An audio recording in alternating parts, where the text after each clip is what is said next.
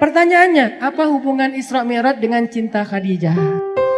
Isra Mi'raj itu salah satu di antara tujuannya, dia itu hiburan buat Rasulullah SAW ketika Rasulullah ditinggalkan Khadijah radhiyallahu anha. Jadi tahun ketika terjadi Isra Mi'raj dikenal oleh ulama dengan istilah tahun kesedihan. Kenapa disebut tahun kesedihan? Karena pada tahun itu Rasulullah SAW mengalami banyak ujian-ujian yang berat.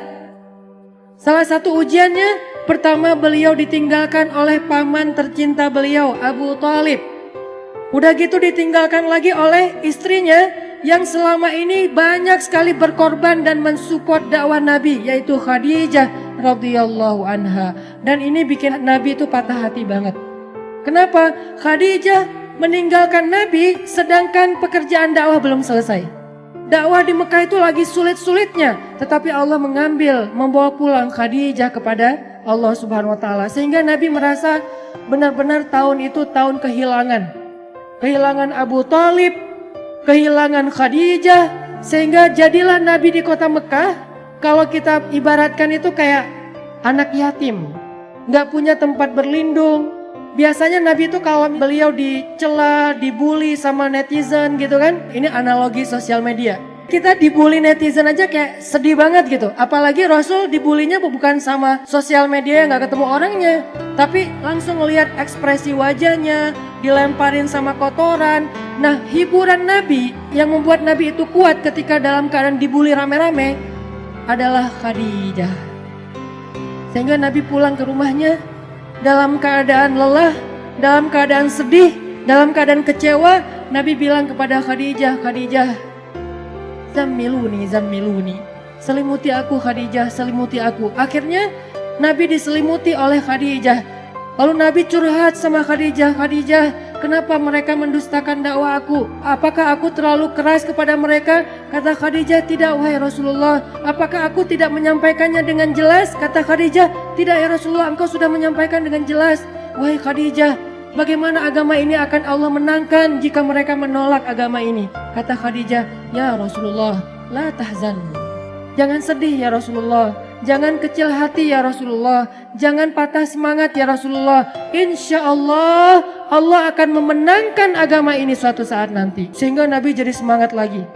Ini artinya Khadijah adalah orang yang sangat penting di sisi Rasulullah SAW. Khadijah adalah orang yang pertama menerima dakwah Nabi ketika satu dunia ini, satu bumi ini menolak dakwah Nabi. Khadijah orang yang pertama sholat di belakang Nabi ketika tidak ada yang mau sholat di belakang Nabi. Tiba-tiba orang yang paling berharga bagi Rasulullah SAW ini kembali kepada Allah Subhanahu wa taala. Sehingga Nabi merasa kehilangan, seolah-olah dunia ini gak punya siapa-siapa lagi. Sedih luar biasa. Abu Thalib pergi, Khadijah pergi. Di tahun yang sama, orang-orang kafir Quraisy merencanakan untuk membunuh Rasulullah SAW. Sehingga Rasul harus lari ke Taif. Baru lari ke Taif, berharap di Taif diterima sama keluarga besar ibunya beliau, Aminah. Ternyata di Taif kita tahu cerita yang luar biasa tragis. Nabi dikejar-kejar seharian, dilemparin batu, kemudian disorakin kayak maling. Sehingga Nabi keluar masuk kebun kurma bersembunyi. Ketahuan lari lagi, sembunyi lagi, ketahuan lari lagi. Sampai jidat Nabi itu kena lemparan batu dan berdarah. Seharian Nabi berlari karena dikejar-kejar sama orang di Taif. Udahlah perasaan beliau sedang dalam keadaan kehilangan, lagi patah hati banget kalau bahasa kita sekarang. Tiba-tiba dihujat rame-rame sama manusia. Ini berat banget buat Rasulullah SAW. Kondisi mental yang lagi down banget. Kondisi perasaan yang lagi nyesek banget kalau bahasa kita. Udah ditinggalkan orang tercinta, kemudian tidak ada lagi yang melindungi beliau dakwah di Mekah. Sekarang beliau di Taif diusir, dipukulin, dilemparin, dikejar, diteriakin maling. Sampai kemudian Nabi SAW bingung harus pulang kemana sekarang. Di Mekah beliau diancam, di Taif beliau diusir. Akhirnya Rasulullah SAW diam-diam masuk ke kota Mekah dan tidur di depan Ka'bah. tidur sendiri di depan Ka'bah. Orang-orang Mekah udah pada tidur, masuk ke rumah mereka masing-masing. Nabi sembunyi-sembunyi masuk ke kota Mekah dan tidur di depan pintu Ka'bah. Karena udah gak tahu harus pulang kemana. Benar-benar jadi kayak anak yatim lagi. Makanya Allah berfirman, alam yajidka yatiman fa'awa. 2 kali Nabi ngerasain nelangsanya jadi anak yatim. Pertama nelangsa ditinggalkan ayah, ibu dan kakeknya. Kemudian nelangsa ditinggalkan paman dan istrinya. Sehingga Nabi SAW akhirnya tidur di depan Ka'bah. Sebetulnya bukan tidur, beliau sholat di depan Ka'bah, minta pertolongan kepada Allah. Ya Allah, saya harus kayak gimana? Saya udah gak punya siapa-siapa. Khadijah yang paling saya cintai, Khadijah yang menjadi nyawa saya banget. Saya gak bisa hidup tanpa dia, sekarang udah pergi. Abu Thalib yang melindungi saya juga udah pergi. Bahkan perginya dalam keadaan tidak beriman lah gitu. Saya pergi ke kampung ibu saya di Taif.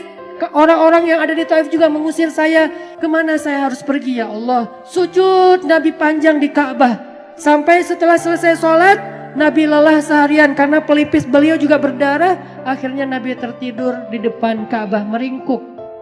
Datanglah Jibril alaihissalam.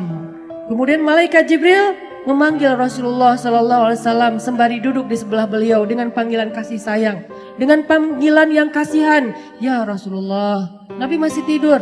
Ya Rasulullah, Nabi masih tidur. Ya Rasulullah. Akhirnya Nabi bangun.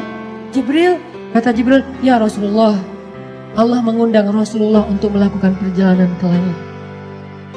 Ketika Nabi dalam keadaan down, ketika Nabi dalam keadaan drop, ketika Nabi dalam keadaan nelangsa, dalam keadaan lemah, maka Allah Subhanahu wa taala memanggil Nabi ke langit.